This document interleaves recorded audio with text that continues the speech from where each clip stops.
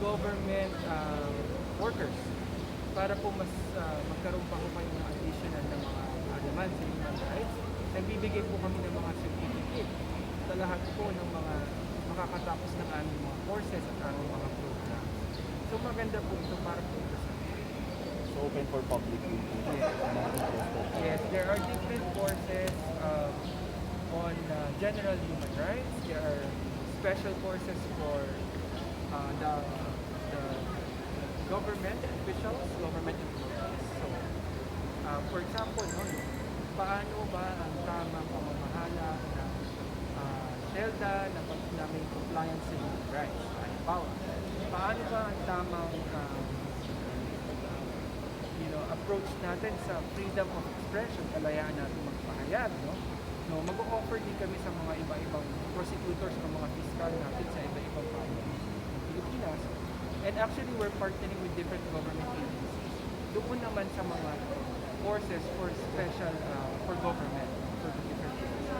Last na lang po siguro, sir. Sir, you mentioned kanina, yung education or yung human rights education, nakalagay naman siya sa Constitution, sir. But parang tumagal siya ng ilang taon before it has come into fruition, sir, na ngayon lang, sir, na-develop talaga itong Human Rights Institute. Well, hindi naman yan totoo. Kasi meron na naman tayong education office sa CHR na matagal na rin naman nag-function. Ang ginawa lamang namin, mas pinaigting pa namin para mailagay namin yung lahat ng mga programa na continuing doon sa loob ng Parang naka-centralize. Sinentralize namin. At ngayon, magbibigay na talaga kami ng mga certificate courses. Dati kasi meron kami mga training, seminars, may mga certificate pero hindi sila courses. Ngayon, iba-ibang courses na para sa nila. Sir, thank you so much po. Additional, kasi institute. Okay. Sir, meron kayong balak na palawigin to sa mga eskwelahan pag naging matagumpay ito? Yes, actually, yung aming General Human Rights course ay in partnership with De La Salle University. De La Salle University Center for Human Rights Education na tinulungan din namin matayo last year ng De La Salle University on Human Rights Day din. Yung mga taong mag-a-avail ng courses na yun, meron kung silang makukuha certificate under the name of the De La Salle University. So, it's really in partnership with academic institutions. Meron pa ba kayo, sir, ibang wino-workout na academic institutions? Yes, actually, we have a network of academic institutions. We call it Centers for Human Rights Education all over the country. So what we plan to do is expand the network and work with them on dedicated courses in the future. So we're able to do that because we're now an institute. We have now an institute. Meron na ano talaga. Okay, sir. Kailan po ang target nyo, sir, na mag-start yan? Kailan ang target nyo mag-start? ng Classes? Yung sa institute? in-person classes, medyo hirap pa kami, pero hopefully by next year, meron na kami mga in-person classes. Ngayon kasi online karamihan. Online classes. Pero next year, subukan namin kung okay na and allowed by regulations, minimum health public standards, next year magkakaroon na ng in-person. Saan po yung venue niyan? The venue will be here in CHR where there are conferences and there will be classrooms here sa site. Kasi by that time, may tatayo na yung building ng CHR. So magiging empty yung space doon. So magiging institute na yun. Ilang story pa yung tatayo? Ilang rooms yung itatayo kaya? Yung tinatayo na. 5 floors. So magkakaroon ng space dito na yung institute. Physical classrooms. Sir, sa tingin nyo makaka-improve to sa parang mukha ng Pilipinas para about human rights? Oo naman. Kasi marami kasing tao hindi nakakaalam ano ba yung kanilang mga basic na karapatan. Halimbawa, yung question na lang na anong gagawin mo kung ikaw ay naaresto? Ano ang gagawin mo kung ikaw ay nahuli? Kung hinalubog ang iyong bahay? Yung mga ganong basic na tanong, hindi alam ng karamihan ng mga Pilipino. Ngayon, sa pamamagitan ng education na ito, education program na ito, malalaman na yun sana, hopefully, ng lahat ng tao. Meron, ang human rights po ba, ang CHR, meron po ba kayong mga plano na mag-tie up sa DepEd at saka sa CHED para naman may salin nila yung regarding sa karapatan ng tao sa mga subject nila? Yes, actually meron kaming tie-up sa um, may tie-up kami ngayon with DepEd. We're trying to integrate in the Araling Panlipunan and Values Education, human rights topics. So yun ang aming mini-workout ngayon sa DepEd. Wino-workout pa lang. Mini-workout? Hindi pa nag-start to, wino-workout pa lang. Hindi. Ano na siya? Hindi, actually meron na kaming pine-prepare na, meron nang naka-prepare na modules with DepEd. So, ang gagawin namin ngayon is i-roll out na lang yung mga modules. Ready na. Thank you. Salamat. Sorry, kahit hindi na recorded. Yung pala sa sir, libre ba yun? O may bayad? Libre. Libre rin? Kahit yung sa Dalasal. Stage, Mr. Peter Terpstra, the Deputy Head of Mission and Counselor, Embassy of the Kingdom of Netherlands, and His Excellency Peter MacArthur, to please join us on stage, the Ambassador of the Embassy of Canada to the Philippines.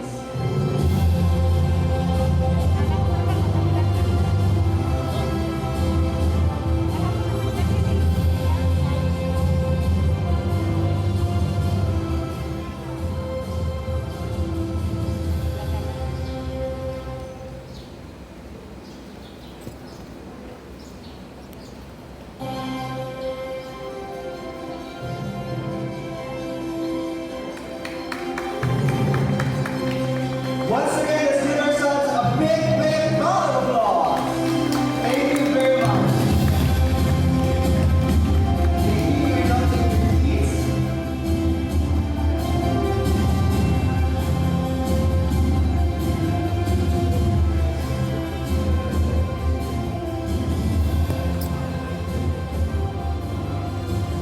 At this juncture, ladies and gentlemen, to better introduce to us who is the Human Rights Institute, what we do, and what we have to offer, I would like to call up at stage our hard-working Director of the Human Rights Education Promotion Office. Ladies and gentlemen, join me in welcoming Attorney Francis Tom F. Temcosa. A round of applause, please.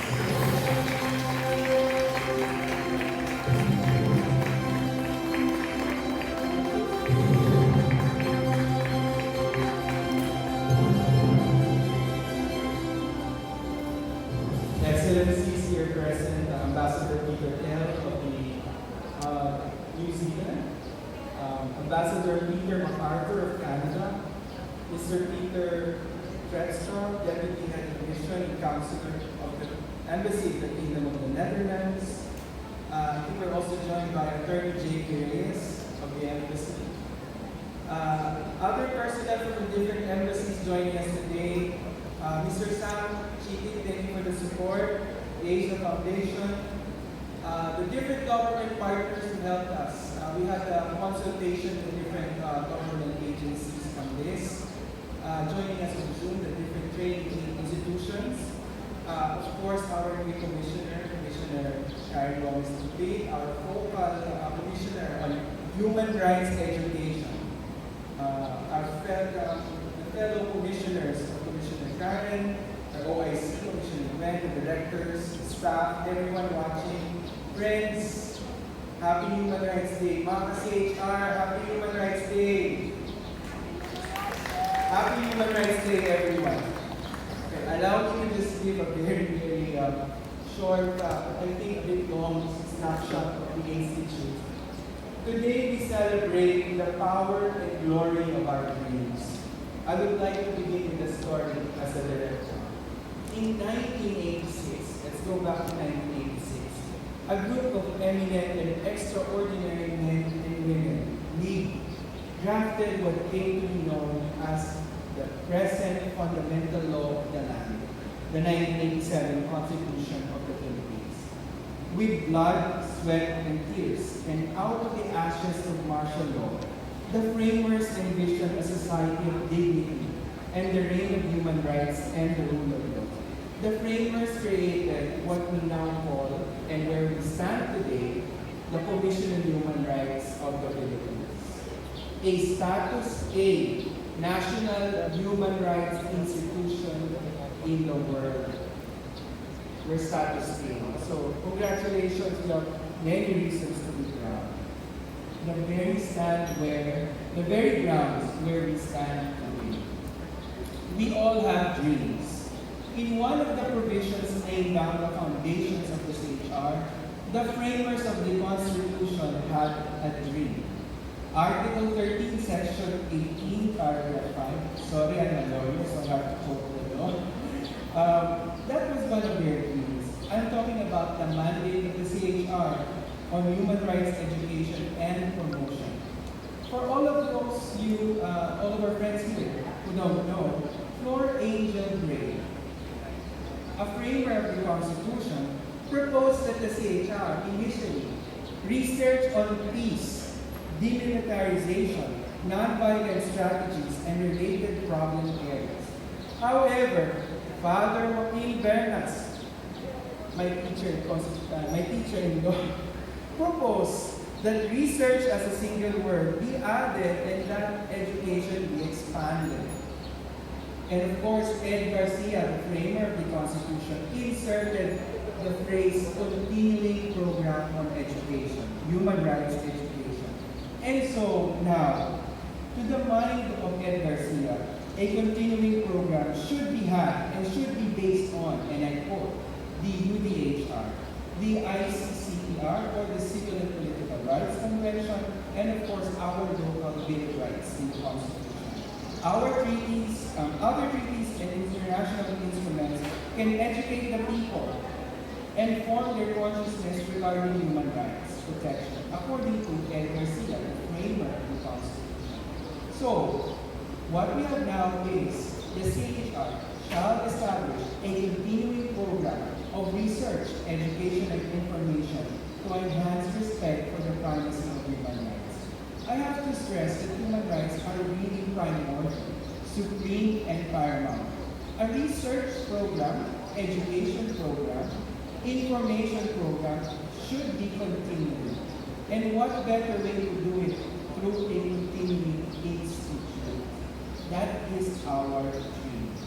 We pay tribute, again, as the Commissioner said, to the fact that our mission today at the Commission on Human Rights is not only to honor the framers of our very own Constitution, but it is also to adhere to the UDHR, which says that education shall be directed to the full development of the human personality. We also want to achieve aspirations under the UN Declaration of Human Rights Education and Training. Under this declaration, promotion is not only mainline education, it could also be informal and non-formal. So with this, let me present to you our vision, our mission, and our goals for the Human Rights Institute. Next slide, please, Shirley, a bit of a lecture. The HRI is born out of the vision and necessity to strategically align CHR's internal capability to do more, to serve better the mandate of educating and promoting human rights in the Philippines and of Filipinos abroad, and be able better to comply with its constitutional mandate of establishing a continuing program of research, education, and information to enhance the primacy of human rights. Our vision is to be a leader in human rights education and promotion in the Philippines, an internationally recognized institute within CHR, which offers the continuing program of research, education, and information, which enhances respect for the primacy of human rights. The institute provides effective and excellent human rights education to human rights duty defenders, duty bearers, rights holders, and human rights defenders, and promotes rights to them, building and sustaining a culture of human rights in the Philippines and for Filipinos and among those abroad. Our mission is to build and sustain a culture of human rights in the Philippines and for and among Filipinos abroad. We provide human rights research, education, and information, not only on knowledge related to human rights, but also to skills and understanding and develop attitudes and behaviors that build and sustain a culture of human rights. I just want to pause and mention that our focus is not building head knowledge. the focus of the Institute is changing hearts and minds. Because there might be knowledge of human rights, but attitudes towards human rights are not present. Specifically, how do we do this? We do three things. Educate about human rights. Includes knowledge provision, understanding human rights norms, principles, values, mechanisms for protection. Equip through human rights, which includes learning and teaching in a way that respects the rights of both educators and learners. So that means we're also equipping teachers and teaching institutions and government in this second prong. Third is empower, which means that it is for human rights, which includes empowering persons to enjoy and exercise rights and respect and uphold the rights of others. This means that we cannot do this alone. That is why we are also empowering others, civil society, in order to be empowered to do human rights work. Next slide, please. So that's that's educate, equip, empower. 3 E's for this program. So I will just gloss through over this. The projects, I'm very pleased to announce to you the different projects and programs under the Institute that we're proposing. Academic engagement, establishing and maintaining academic standards, curriculum design and review, formulating CHR internal policies, strategies, plans, projects, etc. on human rights education and training, development, implementation, monitoring, and evaluation of human rights education programs. We will also conduct national trainings programs for a core of professors, develop and subject matter experts for the Philippines on human rights. And then we will provide technical services to our regions and other academic institutions. Next, we will offer curricula and courses, some of which I'm very happy to say I will also announce very briefly. And then the Online Human Rights Academy. Thank you for all the support. Salamat po. Just to pause for a bit, when Chair Chito was alive, just a narrative, he was telling me, don't worry. We have people who believe in us. So thank you so much. Palakpakan naman natin sila. Because many of these things were done out of your support. And of course, the online teaching spot. Okay. I just want to close by announcing some of the major courses that we are now launching today. Please indulge me for a bit. This is quite a list because of everything that you've done for all of us. Okay? The general courses on human rights, this is in partnership with the De La Salle University Manila Center for Human Rights Education. Thank you so much to De La Salle University for this. Last year, we launched a Center for Human Rights Education in the De La Salle University. Okay? Next, we also have special courses, 10 highly specialized, specific courses. Thank you so much to the Embassy of the Netherlands and the Asia Foundation for this. The different courses, I will not go through them, they're on your screen. There are 8 different courses, special courses on human rights. Alright, thank you so much. The next one is 10 special sector courses on the different rights of women, children, PWDs, IPs, the urban poor, and so many others. Thank you so much for the support, Embassy of New Zealand and the Asia Foundation. Salamat po. And of course, we're launching also professional and executive courses. We have 7 executive and professional courses. These are all geared towards human rights duty bearers, the military, the armed forces, the police, the jail personnel. Thank you so much for allowing us. Even judges and prosecutors will be trained. Salamat po, Embassy of the Kingdom of the Netherlands. Thank you so much. Alright, and of course, for the future, quite shortly, we're also launching with the support of the Embassy of Canada, courses on women and children, and, watch this, a leadership course on human rights education for teachers and schools. Maraming salamat po. Thank you so much. In closing, I just want to say that with the HRI, we shall live by the mantra of the 3 E's: educating, equipping, and empowering people about human rights. One of the primary constitutional mandates of the CHR, as I said, is to establish the continuing program. HRI, as the Commissioner said, is a step in that direction. For more than 3 decades, I just have to say, the CHR has been in existence. We have been doing so much, educating and training people, advocating and campaigning for rights, yet we realize that we can definitely do more. We can do more to transform hearts and minds. Let me close by saying again that this is a dream, and we are very much happy that you are with us today to continue this dream, and slowly we are realizing this dream and staying the course. Maraming salamat po sa lahat, CHR employees, for the support, everyone, all the commissioners, everyone here, all the ambassadors, the staff, thank you so much. We now have an institute. Maraming salamat po sa inyong lahat. Thank you so much. Salamat.